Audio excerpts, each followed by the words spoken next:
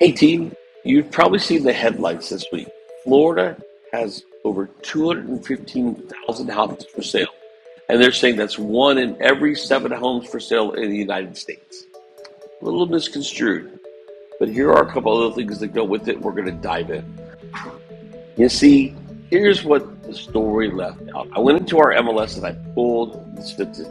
All of our numbers across all 4 of our counties.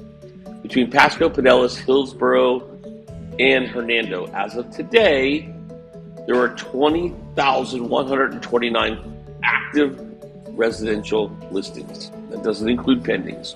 That's just the active property. Of that number, 56% are resale residential single-family homes, not condos, not new constructions, not villas, townhomes, or mobile homes. So 56% of that 20,000 is active properties for sale.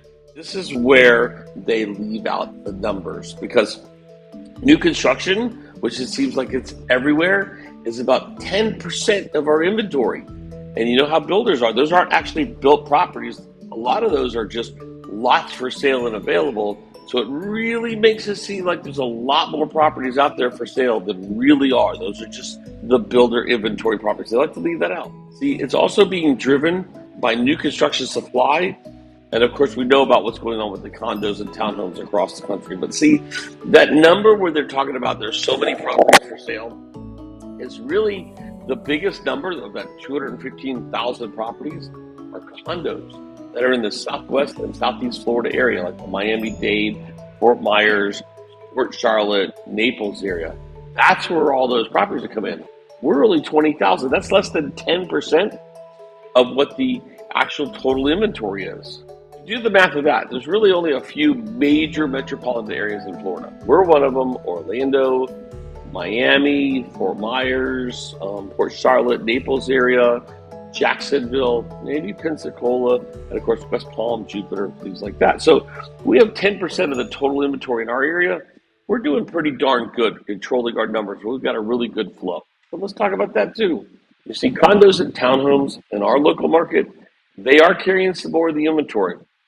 I've attached a graph to this, which you'll see down below. But what that's really showing is that those are the softer prices. That's where the pricing is coming down. But single-family homes, they're staying pretty steady.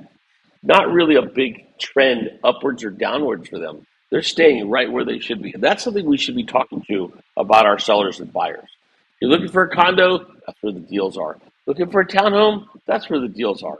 But single-family homes, they're pretty stable.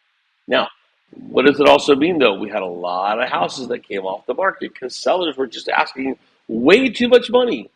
That doesn't mean that the houses are undervalued because there were still a lot of sales. It just means people wanted more money than what the market was willing to give them. But a lot of sales were still happening. So here's what I need from you this week, and actually probably for the next couple of months too. When a seller brings this up about how many houses are for sale and or 1 in 7, you need to show them the statistics. You need to learn the statistics tell the story. They don't lie. They're impartial. They have no emotion. It's just, here's what it is. We can prove to you in our local market, it's pretty steady. If you want to sell a house, if you price it right, you're going to get it sold. If you price it too high, it's going to sit on the market, and people are going to go, there's so many other choices. That's the reality. Now, if you're trying to sell a condo or townhome, that's even tougher. It's even harder. But the statistics are what lies. And you need to get to the point where you can say, I don't want your listing. I want something I can sell. Because if I can't sell it, I'm wasting my time, my effort, and my money. My sign in the yard for a house that's going to sit there is doing me no good. So, Mr. and Mrs. Seller, let's talk about the number that you need to hear, not the number you want to hear.